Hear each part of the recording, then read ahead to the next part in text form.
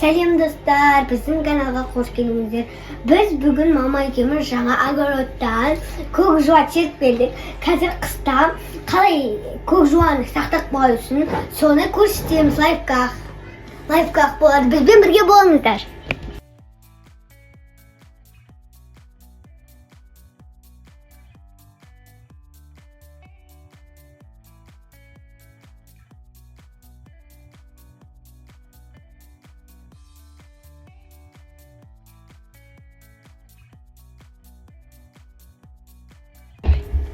Міне достар, мен көк жуаны кептіріп жатырмын. Қалғаны мына жерде тұрған тәлкіні мама далаға шығарып кептіріп қойды.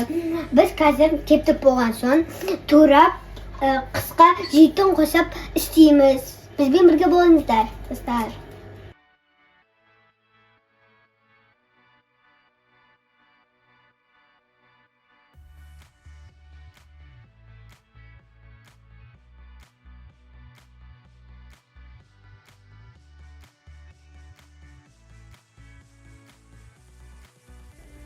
Жаңа достар, біз сағат 6-да осыларды кесіп дайнаған болатынбыз. Міне, бұл жаңа кепті.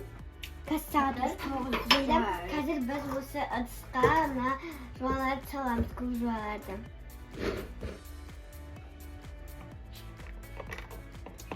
Шашып қоймыз.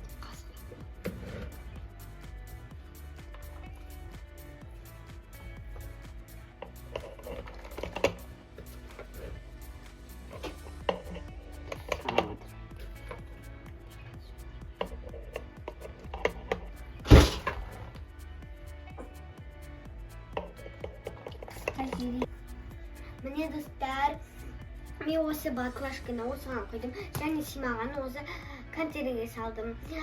Біз қыста осыны қазір морозилкаға саламыз. Қыста тамақ жеуге пайдалы болады. Біздің осындай лайфхак ұнаса, бізге лайк, комментарий жазуды ұмытпаңыздар. Және тіркелуді ұмытпаңыздар. Пока!